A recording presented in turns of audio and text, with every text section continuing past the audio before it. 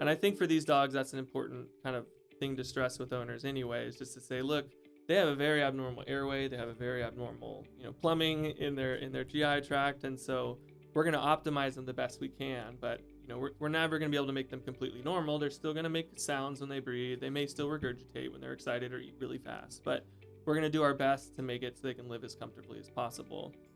Hey, VetFolio Voice listeners, so happy you're back. For this episode, I was joined by Dr. Alex Fox-Alvarez, and we recorded live in the VetFolio studio in Gainesville.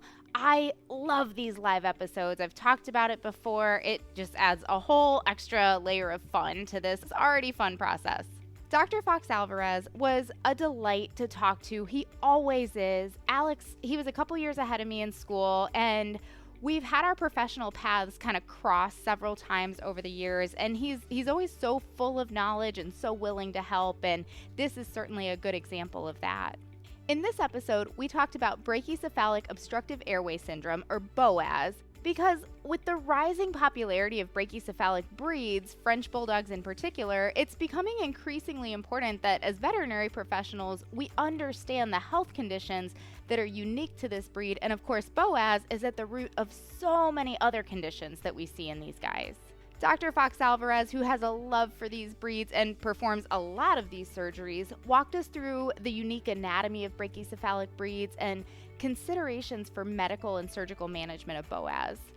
We talked about what surgical procedures are involved in a BOAS surgery, whether or not there's merit in doing a partial correction, like just doing stenotic nares, safety concerns if, say, we want to tackle these surgeries outside of a referral setting. What kind of equipment do we need to have on hand to make sure that our patients are safe, and what sort of complications should we anticipate and be aware of and be ready to respond to in order to just do the best job for our patients.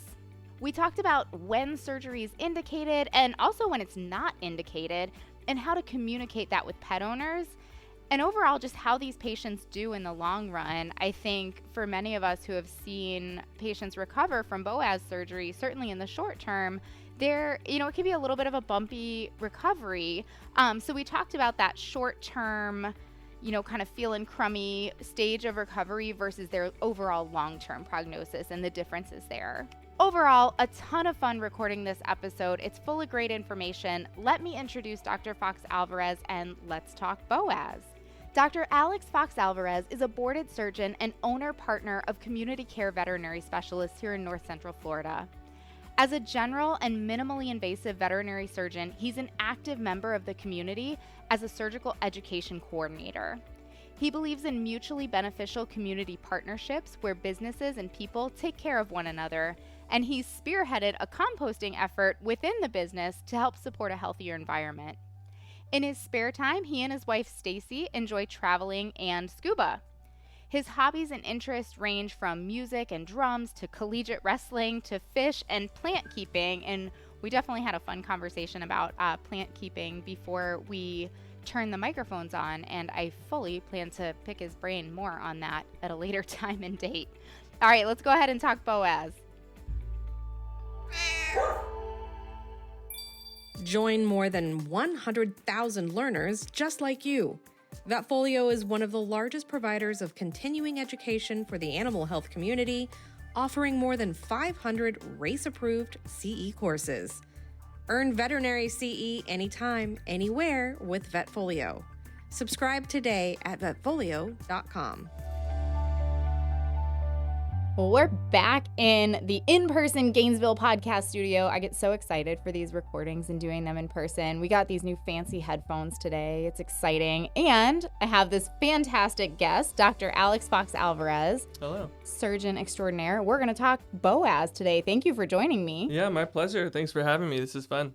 Absolutely. Absolutely. So starting kind of at the beginning here, talking BOAS, can you give us a quick anatomy lesson when it comes to BOAS? Like, what are the specific abnormalities we're looking for, and what kind of pathology, what kind of concerns are they creating? Yeah, definitely. So the way I kind of approach this with owners or when I'm teaching students or anybody about BOAS is first I just remind them that all of the structures that are in a pug skull and face are also the same ones that would be in like a German Shepherd skull and face. So it's not like those structures disappeared when we bred them down. They're all still there. They're just crammed into a tiny little space. So where most of the sinuses on a CT, if you were looking at it in a normal dolichocephalic breed, would be up well in front of where the brain is. In these brachycephalic dogs, you'll notice that it's pretty much crammed like under the cranium. So there's just a lot less room, and kind of the big things that are impacted by this are, starting kind of from front to back, I guess I would say, they end up having stenotic nares. So, the opening to the airway is much, much narrower than a normal dog would be. And then within the nasal sinuses themselves, some dogs can have what are called aberrant turbinates, rostral and caudal. So it's just, sinus tissue in there essentially that is crammed into the wrong space, and it's also adding to, resistance to airflow and turbulent flow. And then a little further back, the soft palate is relatively elongated and usually thickened as well. It's something that we've kind of paid more attention to in the recent literature, is that it's also very thick. So the palate is, obstructing caudally, but also dorsally up into the nasopharynx. And then their trachea is hypoplastic. So their trachea is small. There's nothing really we can do about that. They're just much smaller. They typically stop growing. The trachea is maximum size at about 18 months. So some dogs might get a little bit better, by 18 months if their trachea continues to grow with them a little bit. But after that, pretty much all that we can get. And so then we start to have some secondary changes. And the first one that we'll see, and some people talk about this as though it's a primary thing, but it's the first secondary change, is those everted laryngeal saccules. And so that's technically the first stage of laryngeal collapse. And that's just from that negative pressure. They're really pulling hard, to breathe over all this resistance, and it starts to evert those saccules that normally are in the opposite position in the airway. And then they get edematous, and they can't go back into the little cute fold that they normally live in. So they get stuck and also reduce the airway overall. So those are really some of the big things. They also have relative macroglossia, so their tongue's huge, and it's just more stuff in the way of the airway.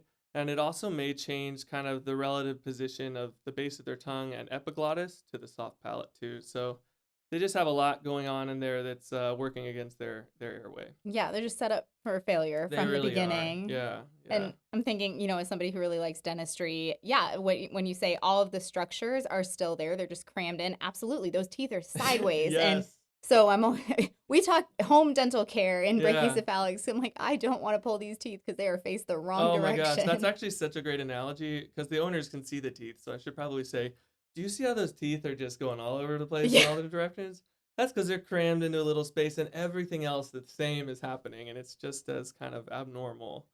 So it's just, thankfully the teeth don't, unless they have malocclusion, usually cause too many problems. But the airways are going to affect them daily.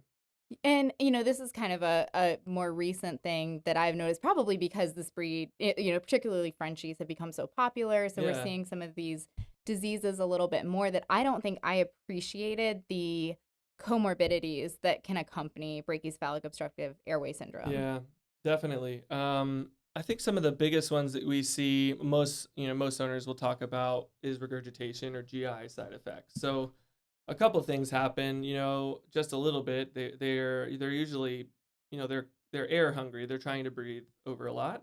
So they swallow a lot of air, just because they're pulled by the nature of, trying to breathe so hard and pull so hard. And that makes them kind of more irpy, burpy. It also makes them more flatulent. So, these dogs are notorious farters. Nobody knows, it's not very abnormal. I guess it's a common occurrence to walk into an exam room and it smells like, Frenchy farts. boiled potatoes in here. Yeah, and it's like, okay, we got it. Frenchy. So yeah, I mean, those are some early things that you can see. And then others are, classically regurgitation. And so what's happening there, it's usually the cases that have the worst airway are going to be regurgitating, because, we breathe, we fill our lungs by creating negative pressure in the chest, of course. And so they have to create just so much more negative pressure than a normal creature would, that the esophagus, also running through the thorax, is going to be put subject to that pressure too, and it's enough to overcome the lower esophageal sphincter mechanism and for fluid to wash up in there. That usually starts this cycle that I always have to explain to owners too. I kind of think of that as a cycle, because they'll they'll get this acid reflux. The reflux will irritate and anger the lower esophagus. That passively will dilate, so they have kind of a regional megaesophagus. And then, of course, that's going to cause more reflux, and then it just happens and happens and happens. And some dogs will get pretty bad lesions in the lower esophagus. So we sort of have to think about, in some of the medical management, breaking that cycle with antacids and prokinetics sometimes. But that's one of the earlier ones we'll see. And then some dogs that are pulling really hard, we're not entirely sure. There's probably a portion of these that are truly congenital, or at least have a congenital predisposition for laxity, to have a sliding hiatal hernia.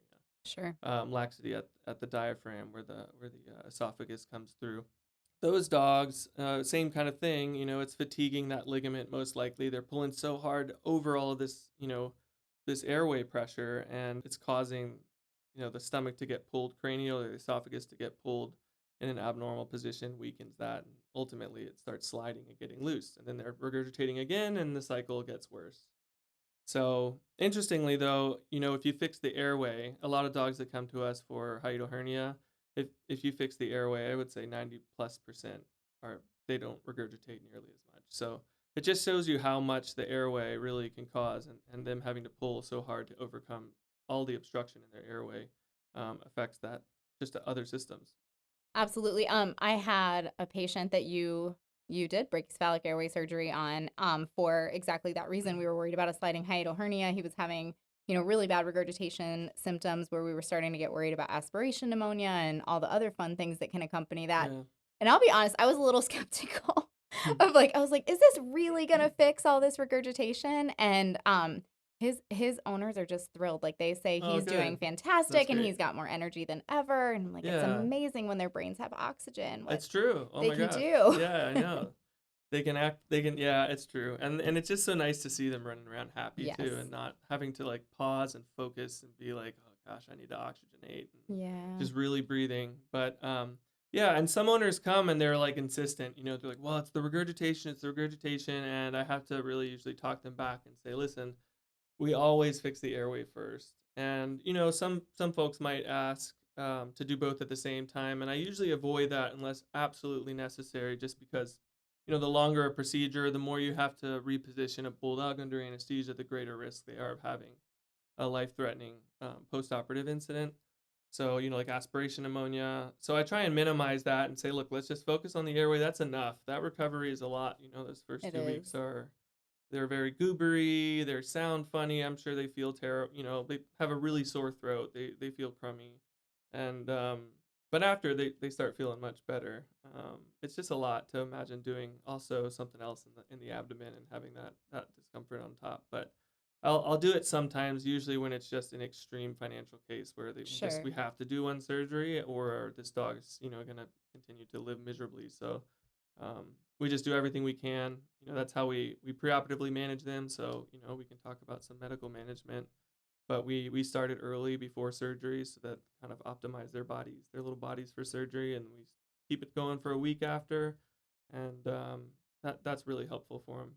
And then they tend to do really well. And I want to jump into some of the medical therapies, but before we do that, when you say fixing the regurgitation, the GI, are we talking fixing the hiatus in the diaphragm and gastropexy? Yeah, exactly. So if we were to go in and repair a sliding hiatal hernia, and I would say about 5, maybe 10% of dogs that have these, after we fix the airway, they still regurgitate even though they're breathing better. And in those dogs, that's what we do. We go in and we do a left-sided gastropexy, so opposite to the normal side. It's on the fundic side. And we pull it caudal and just, put some traction on it. So I always explain this to owners too. Some of these surgeries are way more of an art than a science.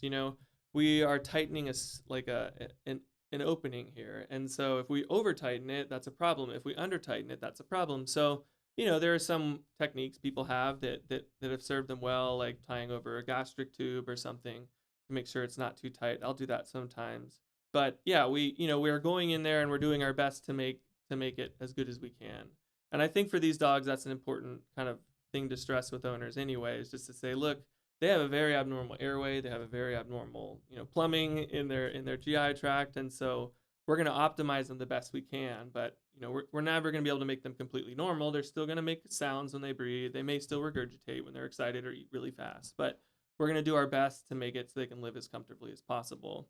And then, I kind of walk through the treatments that we do, which is the gastropexy I mentioned, and esophagopexy, which is where we essentially do a little, little tiny seromuscular incision in the esophagus right next to where it's going into the diaphragm, a little muscle, diaphragmatic muscle incision, and then we suture those together so that's a little bit of a closer pexy, and then a phrenoplasty or, diaphragmoplasty for the, essentially is what that means. So we'll put a few mattress sutures either above and below or just below or ventral to the esophagus in the diaphragm to kind of tighten up where it comes through.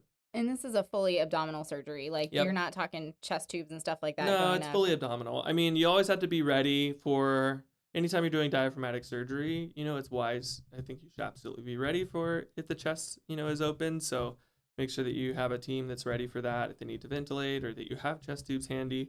But you should ideally it's all completely abdominal. And dogs usually do pretty well. Again, it's about a 2-week adjustment period. I'm sure it feels funny. And we're also trying to manage their esophagitis at the same time and their airway sometimes. So they're a lot, and that's why I think these patients too, it's really kind of, to me, it's a necessity to have some sort of oxygen cage on site if you're going to be doing surgery, because sometimes they just get into trouble and they really need to get, sedated and put in oxygen. And when they're in recovery, it's a really good idea sometimes to just give them that extra oxygen just while they're in recovery to help get them out. And then, after maybe an hour or so, kind of start weaning them off. So, they're delicate little flowers, but if you are really you pay attention to the details with how you manage their case all the way through, they can go pretty smooth. And I keep saying I'm going to jump in and ask you about medical therapies, but what you said there kind of introduced another question in my mind, where if we do have, obviously you have an oxygen cage on site, you're set up if you have to do a chest tube or something like that. If we were to have general practitioners who say, I want to try to tackle brachycephalic surgery and try to correct this airway, maybe try to do this abdominal surgery, I feel confident that I can do that.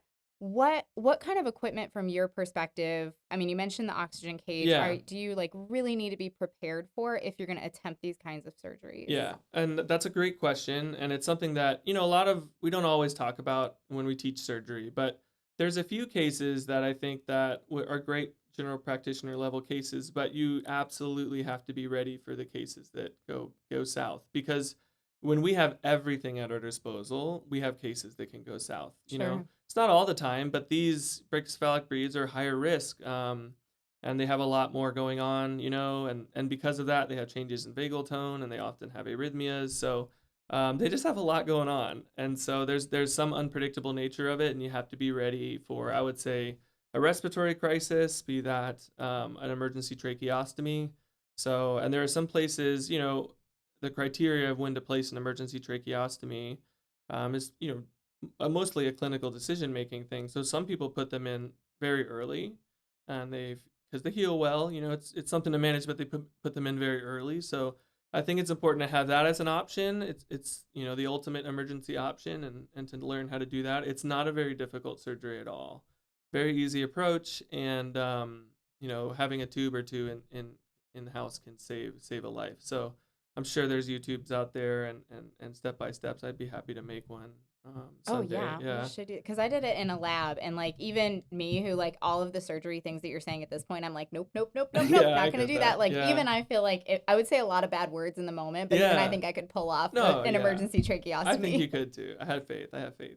But yeah, I mean, it's just, that's kind of what I would think about. All of the things that could go wrong, you just have to be ready. And even if you can be a super skilled surgeon, it's not about your surgical skills. It's mostly, are you ready? Is your team ready? Is your day scheduled so that you're ready for something that might need a little bit more? And if they don't, then great. Or, but you kind of have to be ready with oxygen. I think you have to be very comfortable with sedating dogs. We use a lot of dexmedetomidine, sometimes acepromazine, to get these dogs a little bit more calm, but you don't want them so zonked out that they're not, controlling their airway, or that saliva is way back in their throat, which brings me to another point. Suction is really important to have, I think. I can't tell you how much dogs will improve just by us slurping out the back of their airway.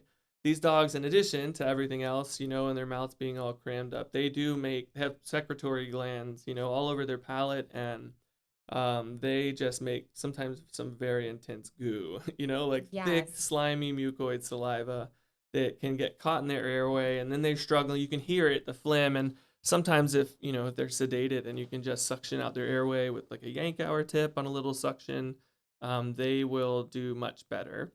Another trick I like is like Afrin nasal spray. So either the phenylephrine or the xylometazoline. There's been some studies where they use that for rhinoscopy, and it's really helped. It acutely shrinks the mucosa in the nasal sinuses, and so that can really dramatically improve their airway, their breathing for a short period of time. So that's something I also have on hand for those cases as well. So I would say that, and I think that your anesthesia technician or whoever's running your anesthesia with you needs to be ready. You just always have to be prepared. We kind of have a brachycephalic patient kit that we're ready for, that has Yeah. everything we might need. Anytime a complication occurs, it's awful and stressful, but if you're just ready for it and you have, prepared, I feel like sometimes that wards off the bad juju.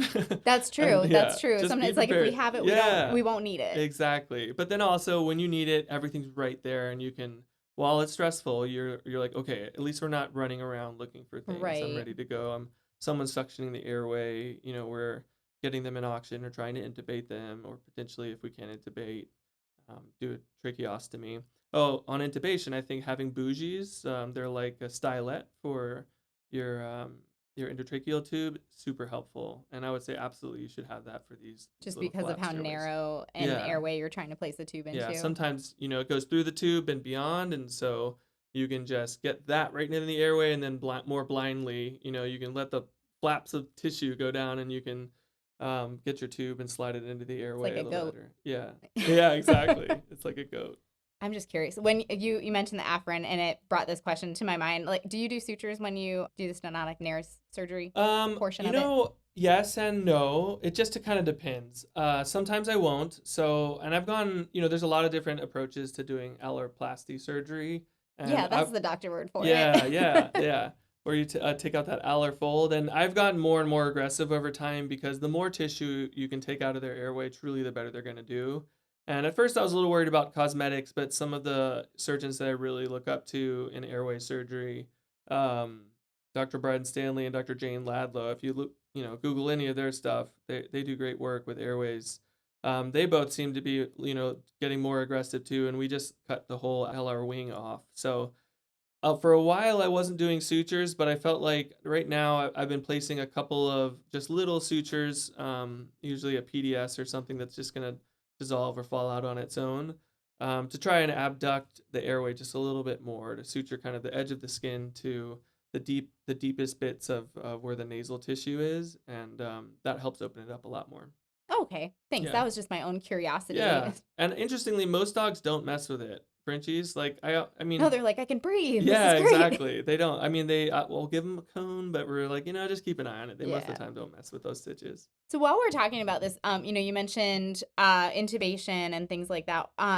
Certainly these guys will go under anesthesia for procedures other than brachycephalic airway Yeah. surgery, for dentals, for spays, for whatever it may be. Hopefully not emergency surgery, but that Yeah. happens too. Do you have, with what you've done, especially over at the Surgery Center, and the team that you work with over there, just kind of tips where you're like, this is what we have found of ones where they tend to do well when we put them under anesthesia, and these are things to watch out Oh, for yeah. and to be prepared for. You mean like how do we like gauge our radar? I guess our degree of suspicion, or Right, this like one's gonna be rough, or this one won't be exactly. rough. Like if Yeah. we were, because anytime somebody hands me a Frenchie for a spay, let's say, and you're like, oh gosh, okay, Yeah. here we go, and they tend to do okay. They tend to do many pretty young well. yeah. Yeah. Is there anything that kind of like gets your spidey senses where you're like, oh, this could be a problem? Yes, I would say if they're regurgitating, that's a huge spooky thing for me. Yeah, because it already means that they're prone to having esophagitis, regurgitating, and you just need to be ready for if they regurgitate under anesthesia. You have to have suction. Make sure you feel really comfortable with the tube. A lot of times their trachea is so narrow, we're putting these small tubes in, and you got to make sure your cuff is actually blocking things off well enough. Sometimes we'll put things in, like a pharyngeal sponge back in the airway to kind of absorb things if we have a big index of suspicion. So those cases honestly might be the ones that you would want to get an anesthesia person involved in if you can. I also just would recommend for all of these patients, it's a good idea. Like I usually tell them for about a week before surgery, I will dose them with omeprazole, usually around a mg per kg, and then once or twice a day, depending on kind of how bad their esophagitis is. And I'll continue that for about a week, at least a week after surgery. And the really bad regurgitators, I would tell them they might need this for their life, or alternating between famotidine and omeprazole. That helps so that hopefully their esophagitis is a little bit lower. And then the ones that are really regurgitating, I will put them on cisapride. So that's a prokinetic. It's kind of a pain to get because it had a bunch of issues in treatment use in humans. So you have to get it compounded typically. But it's a fantastic drug, helps with esophageal motility. So that one we'll keep them on for a few days just to kind of get things going, and then we'll keep them on it post-operatively.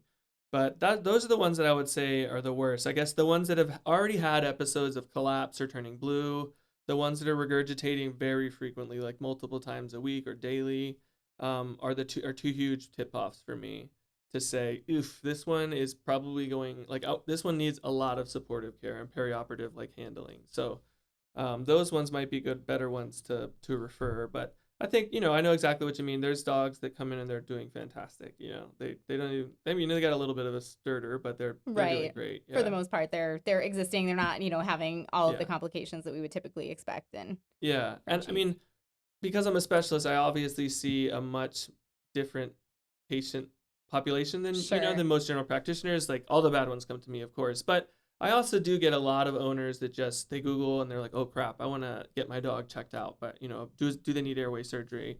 Or maybe they had a Frenchie in the past. People tend to love these dogs, so they get multiple, and it had bad airway, and they didn't know until the end of life that maybe they could have done surgery, so they're a little bit more prone, gung-ho in the beginning. So I do see a handful that I'm like, I'm a surgeon. I love surgery. I specifically love these surgeries, but I don't think I would recommend surgery for you. To me, the bottom line when you're talking to a client and trying to decide what the best thing to do is how it's impacting their quality of life. So, if every day they're vomiting, that's a problem. If they love to run, these dogs love to run and play typically, and they're having collapse episodes especially, or they're really, really struggling to breathe, or they can't do the things they love, like they have to pause a lot, or, things like that, that's really, really disrupting their life. Waking up, sleep apnea. So a lot of people, people have this on social media and it's looking so cute with this dog waking himself up and snoring, but that's pathology, and we know sleep deprivation in people and animals, causes pro-inflammatory states and other things that aren't good for them. And so they already have that going on too. Their airways now pro-inflamed and stuff. So I think just informing them and really asking those questions, taking the time to see how do you feel like this is impacting their quality of life? And when you see them in a young age, before they have clinical signs, that's a good thing to say. Just to guide them is to say, well, keep an eye on their airway. They may or may not need surgery. Some dogs really benefit from this, but primarily think about how things are impacting their quality of life. You knew them better than I do. They love to run and go on walks and do things like that. Then we want them to be able to do that. So if they're struggling with those things, then absolutely it's a good idea to have them seen. What about partial corrections? So, like just doing the nasoplasty, just doing the soft palate, and maybe not doing what you would do in specialty practice, but being able to kind of correct something that might not be quite as involved. Yeah. I don't honestly have a great scientific answer for that because there's not great literature on partial corrections. There are a group of people who have suggested that if you do the nares really early, like really young puppy, and you open up the nose, that some of the other effects aren't as bad downstream. They're breathing a little bit better through their nose, so the soft palate isn't getting stretched and pulled or, manipulated in a way that causes it to maybe hypertrophy. But I would love studies on that, but there's nothing yet, so we really don't know that. I just always mention it because it'd be neat. It'd be really great if that was the case. And then sometimes I do get clients who they're really into the cosmetics and they're worried about the nose and, I got them because I wanted them to look this way. And I usually still have a conversation and recommend, look, every little bit counts, And when I talk to the students about this, we talk about, the physics of it with Poiseuille's law and, it's about the radius of the, of the diameter of the airway, or it's fluid dynamics, but it works with the airway too. It's on the, it's to the third power in the denominator of the equation. So it has a massive influence on being able to shrink overall airway resistance. So every little bit we can do is going to have a huge impact. So I recommend that we do everything. And if they're really, really interested in cosmetics or a look, then I will probably do a vertical wedge alloplasty so that I'm maintaining the medial skin and it looks a little bit cuter, but it's not going to open up the airway as much. So those, but there's definitely been cases where I say that and I say, listen, I respect your decision, I understand, but I'm going to recommend this, and if you feel like you're not getting the response that you want after surgery, we should really consider doing this. And that's gone over fine. I've had some that come back and some that don't. So all of these dogs are a little bit of a different flavor. They kind of have to, you kind of have to just do what works for each one. Absolutely. Absolutely. Oh, I have so many feelings on the cosmetics part where Yeah, I'm like, yes, but they can't breathe. But, I know. what are you going to do? You can only do the best that we can. Yeah, for sure. So I kept saying I was going to circle back around to medical Yeah, I therapy. And we know. may have already done that because we talked about omeprazole and Yeah, a cisapride. little bit. Is there Yeah, we anything we touched on left out? Yeah, so the dogs that don't need surgery, the medical management for me is just a few big things. Keep them thin. Another thing, unfortunately, in the media is that almost all of these dogs are like morbidly obese, and it's supposed to be funny or cute. It's like, oh, a really fat bulldog that farts, and it's in a comedy Yeah. or something, and but it's so unhealthy. They can be really healthy in the joints and in their airways, and some dogs, all they need is to lose weight, and they will do much better. They don't need surgery. So especially clients that are a little bit worried about surgery, anesthesia risks, or it's an older dog, or maybe they have financial limitations, the first thing they really could do is get these dogs trim, very thin. And then, so I keep them thin. I always tell owners, don't exercise them in heat. Take them out in the late times of the day for exercise. Keep an eye on their breathing and make sure that you have an ability to get them somewhere cool pretty quick. Don't walk 2 miles away and then be stuck. And then use a harness, so you're not pulling on their trachea. So use a harness and try and keep them calm. So almost all of these dogs I see, I'm like, here's some trazodone. If there are certain triggers that are going to do that, like kids coming over or having a party or fireworks, then try and give it in advance. Definitely when you're going to the vet too, like, even if they're really sweet dogs, I don't want them panting, and the whole ride up, getting inflamed, excited to see everybody, panting. I mean, it's pretty common for them to come in a crisis, and we have to throw them in Right. oxygen and sedation, and then talk to the owner about everything, and then come back, and they're a little bit better. So I always try and pre-sedate. That's helpful. Let's see. Those are the big ones for sure. And then medical management from if we're with medicines, actually, like pharmacy would be, I do put them on cisapride and either famotidine or omeprazole. Sometimes omeprazole's cost prohibitive, and I don't know, the verdict's not entirely out on chronic, long-term, lifelong omeprazole. There can be some problems where it causes rebound hyperacidosis if you stop it. So there are some people who will alternate, week by week or month by month with famotidine and pantoprazole to try and use different mechanisms to help keep acid reduction down. I'm still playing with that and figuring that out. Medicine is practice.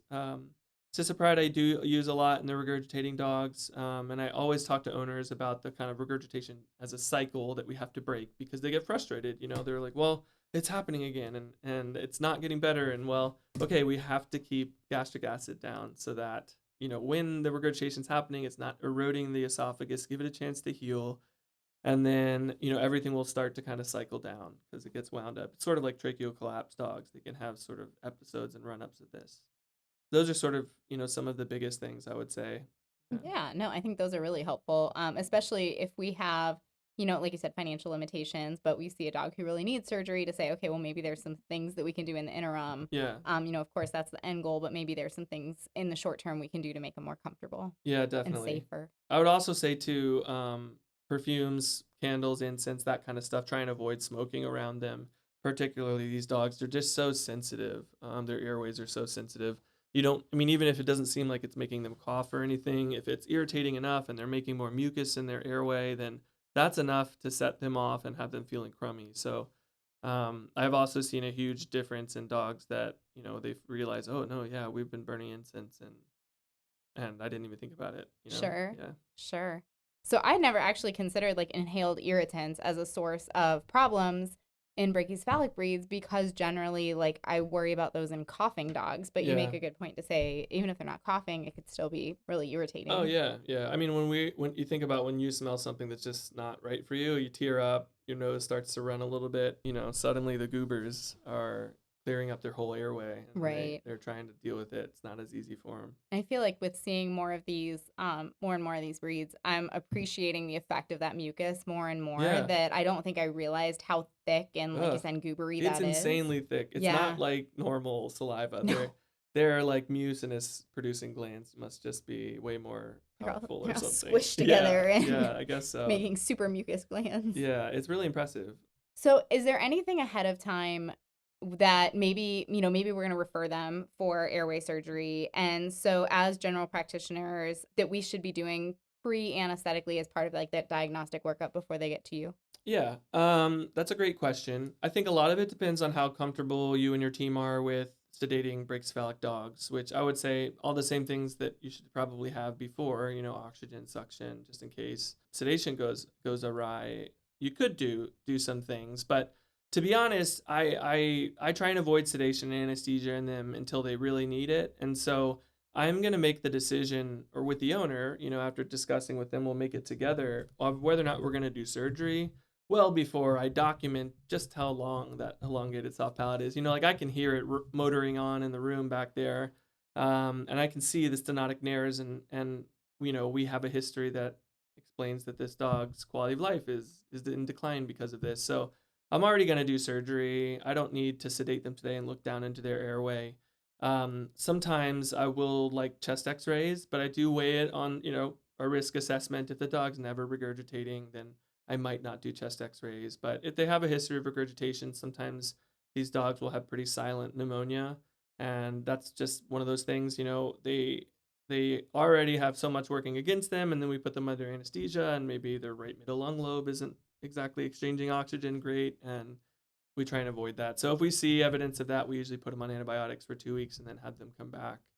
But to be honest, I mean, I think that it's the most efficient way to do that is we've already decided surgery, and then to do as much as we can at induction.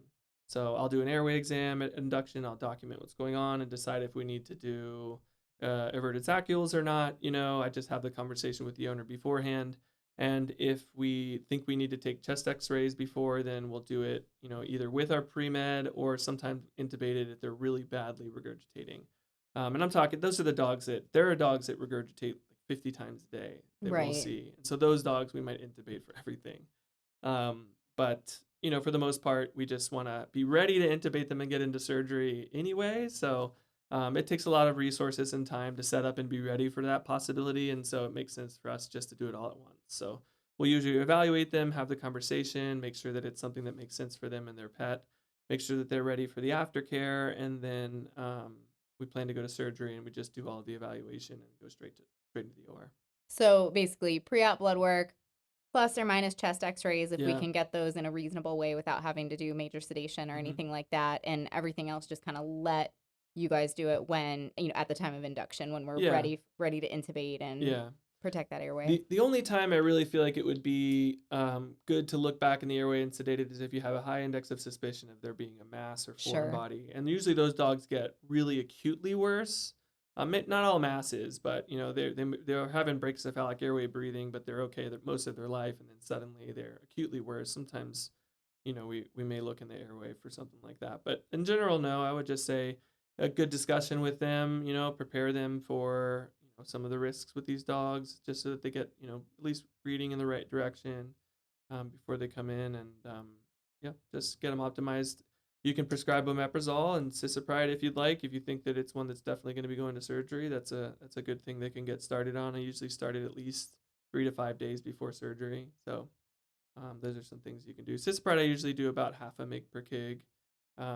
There's a pretty wide range of what people will use, but I usually do around that. And if they get diarrhea or they're super, flatulent after, and owners complain, then we'll put that in half and see how they do.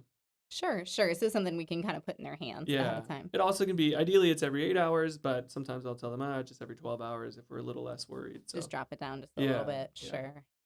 What about the opposite of that, post-op considerations? So I'm yeah, sure you have a lot of these that are rechecking with you, but if they reach out to their general practitioner and they say, okay, I had the airway surgery and, I want you to monitor the post-op progress. What are we looking for? yeah. And, is there like a red flag moment, maybe beyond what would be the obvious red flag moment of like they're blue and, all Yeah, the terrible yeah. things?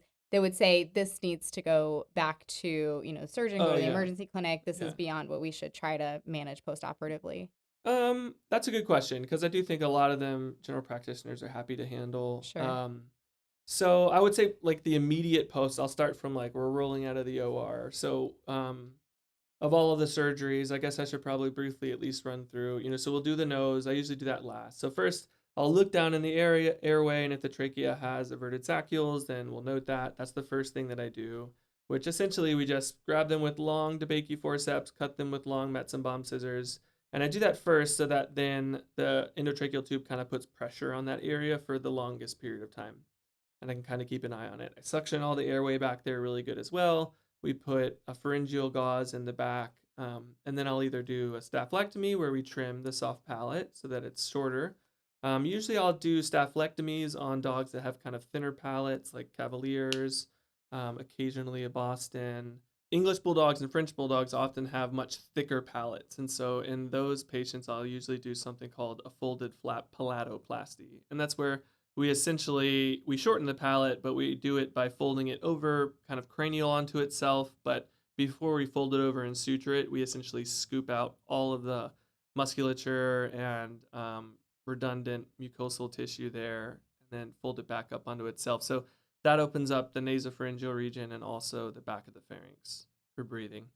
So I'll do that surgery next, and then I'll usually suction out the airway again. I'll pull the gauze or the pharyngeal sponge that's back there, and I'll put actually a frozen hypertonic soaked gauze or mannitol soaked gauze, and I'll put that in the back of the palate, and then we lower the head, and then I work on the nose. So that the palate is hopefully helping to do some, reducing edema and swelling while I'm doing the nose. And then when we're done with the nose, we remove everything, suction the airway one more time. And then we, of course, we extubate them very late. So we wait until they're, trying to chew on the tube almost. And a lot of dogs will really be okay with being pretty awake and breathing because they've never breathed that well. And so you can give them a really good chance to, it's not just 3 swallows. You can wait until they're pretty alert before you pull their tube. And we always recover them in an oxygen cage. It's not always on. We keep the temperature controlled on. It's important to keep them cool. So having a fan in front of them is a great idea if you don't have a cooled cage. But we'll put them in a cooled cage, and then if we think they need oxygen, we'll turn it on. We might wean it down in an hour. And usually after that, it's kind of within the first hour or two, if they're recovering well or not for the most part.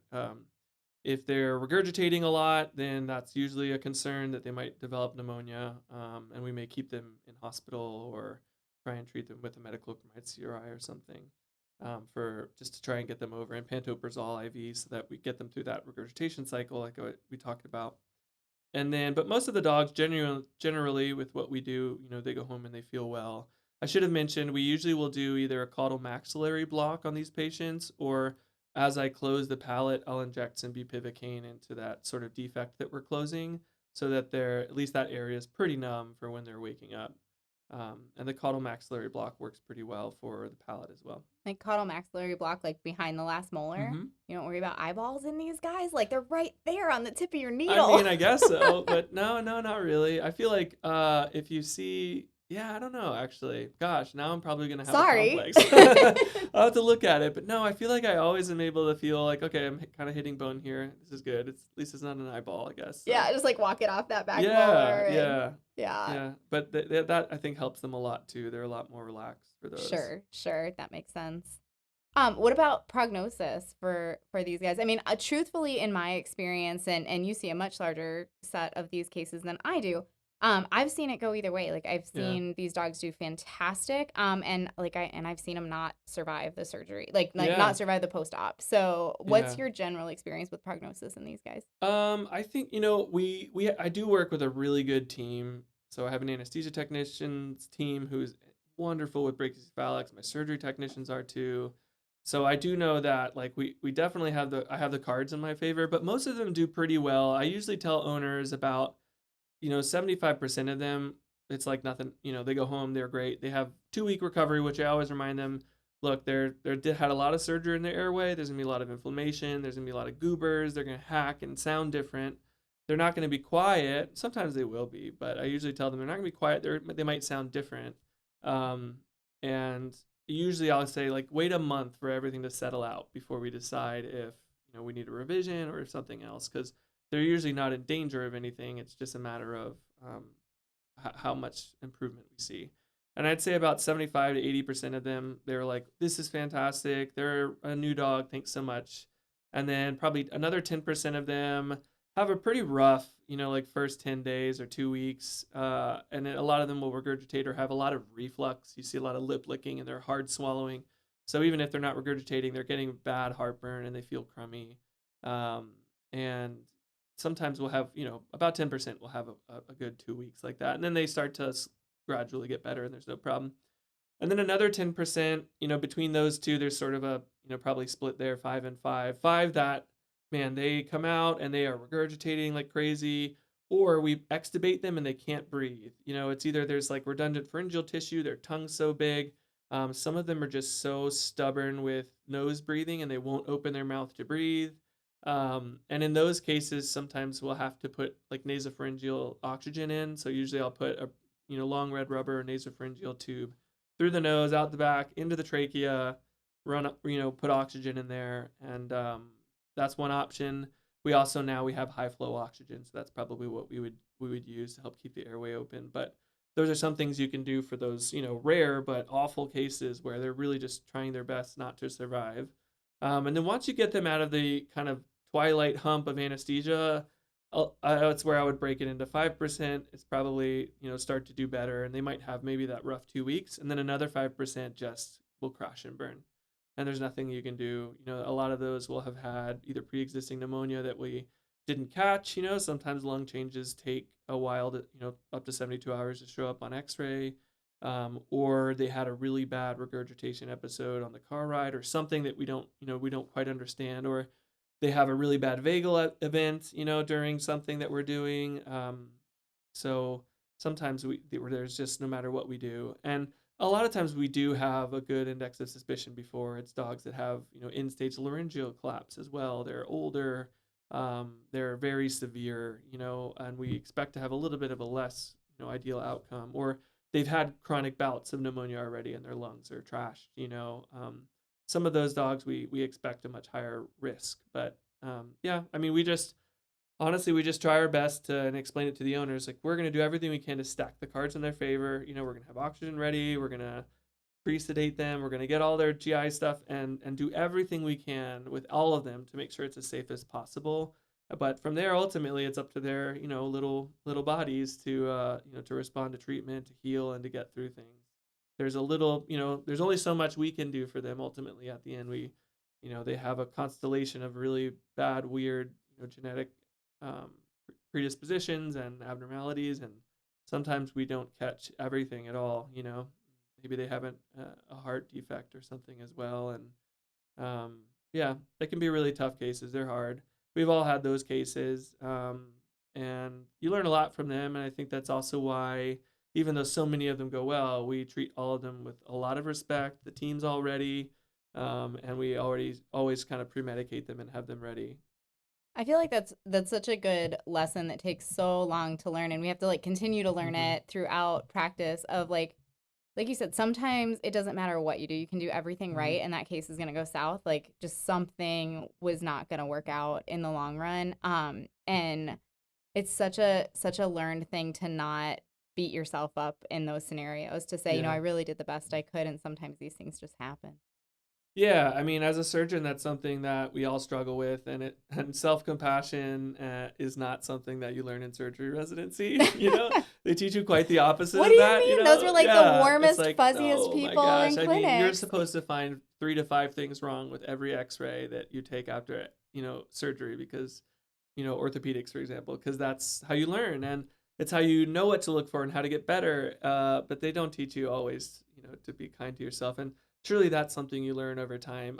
To me, the biggest thing is anytime a case like that happens, it's painful to think about it and to reflect on it, but I have to dive into it and I need to understand anything we can learn from it, anything at all. And a lot of times we're like, well, I don't know, this could have, helped, or this could not have, but still we think about it. We don't blow it off. We always, we do, or kind of like an M&M rounds, or we have a decompression usually, because a lot of these are really emotional cases, Sure. and everyone's really stressed, and we need a second to talk about it and say, people are all carrying some sort of guilt. And, I've learned through the years that sometimes I need to talk to the team because I was like, oh no, you don't need to feel bad. Like this is not your fault, some technician that was helping, or they're worried something that they did, and no, like, and just really all learn together about what we could have done better, what we can do different. And that's why I've whittled down to the point where I'm like, okay, I'm pre-medicating these dogs, I have this conversation with owners, we recover them in oxygen even though vast majority of them probably don't need it, and we're just ready for it.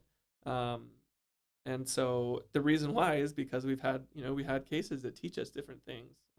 The first time, I didn't think immediately, oh, let's put a nasopharyngeal oxygen tube in my first case that was trying to die. It wasn't until the owner was ready to euthanize, and finally we're like, wait a minute, why don't we try this? And we were able to get that dog through that sort of anesthesia, just after anesthesia period, and ended up, doing well after that. So it's all it's learning. It's forcing yourself to really analyze those moments, learn from it, but then be kind to yourself, because you didn't, owners especially too, they'll get upset and it's like, I didn't make your dog this way. Right. I'm really just trying to help them. And really the only thing we can do as veterinarians is advocate for better breeding practices and educate these owners who get these. And it's hard because we don't want to be adversarial with breeders. We work with breeders and I love these dogs, but there are a lot of countries now that are banning their breed when they have specific deformities that cause them to suffer for their life. And I think instead of being scared and intimidated by that, we should probably be more open-minded about trying to lengthen the snout of these breeds and give them a functional airway, things like that. You can see, I mean, a lot of this extreme breeding has just happened in the last 50 years, so it's not like we're that far out from where things have been. And French Bulldog, popularity is exploding. So, I mean, now is the time, in order to prevent this from being worse and worse, to try and, educate breeders, educate owners so that they know what questions to ask to try and get, the dogs that are healthy and hopefully push breeders to do more healthy breeding. Absolutely. Create those breed standards that are humane for the dogs that are breeding. Yeah, it is. I mean, it's a tricky, it is path to walk for sure, because again, we don't want to, their breeders are very passionate people, but there's also a lot of people out there that breed for, the wrong reasons or selfish reasons, and they don't really care, and so that's the kind of thing that we really need to just push forward, and why the standard, I think, is so important, maybe to have a little bit of a longer snout. But you can look up some of the longer snouted ones in the Netherlands and in the UK, and they're super cute. So it's like the Rotties with tails. I love the Rotties with tails. I know. Although they can clear a coffee table in a second. Yeah, that's true. That's a lot of energy. Yes. But okay, so hour 2 on breed standards. Yeah, exactly, right? Yeah, we can do a whole bunch of that. You'd have to get someone on there for that. It'd be an interesting podcast. It would be an interesting one. Yeah, absolutely. Maybe we'll have to dive in. Maybe we can do that as a round table one, because like you said, it is so nuanced. It is so complicated that multiple opinions and perspectives could maybe produce a good, well-rounded discussion. You get a reality TV show out of that. We can get so much information from that round table. We're gonna need more GoPros. Yeah, we can do that. We can do feral cats versus wildlife. Yes. We can do a lot of the hot buttons. Yeah. I love it. Well, I think that about covers it. We really, I mean, the most common thing, I do a lot of these. We probably do 10 a month, honestly. Wow. Some months, 5 to 10 a month is not, it's not an exaggeration. We get a lot of them. I don't know why. Florida's very hot. We have a lot of allergies. People love Frenchies here, but They love huskies here too. yeah. So I mean, at least they can breathe. But yeah, they That's got true. the coat. So we fix a lot of these, and the vast majority, I mean, of owners are very happy they did it, and the dogs are much better. And I mean, it's just sort of an insurance on them not going into a crisis too, Right. And you just want to make sure that whoever you're referring them to, you have a good relationship, and that they're happy to have a discussion and really talk about whether or not we need to do it or not, and doesn't just see it as you prescribing and saying like, yeah, go get this done.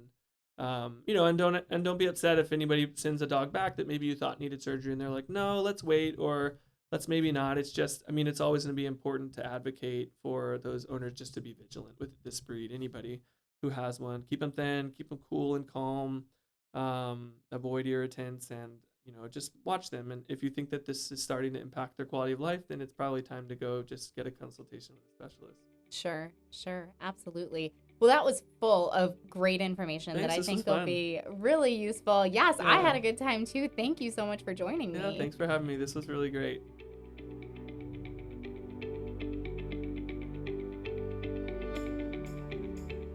Well, I still have no intention of tackling this surgery anytime soon, but I definitely learned a lot as far as, what to talk to pet owners about and what sort of considerations to keep in mind around these patients when we're talking about this surgery.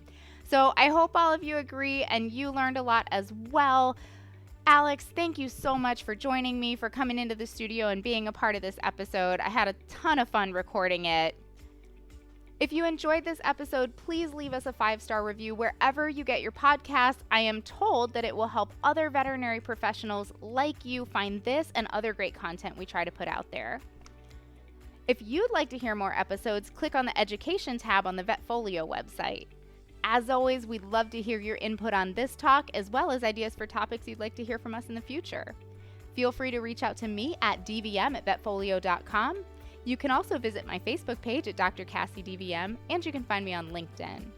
And remember, if one animal is better off because of you today, it's a great day.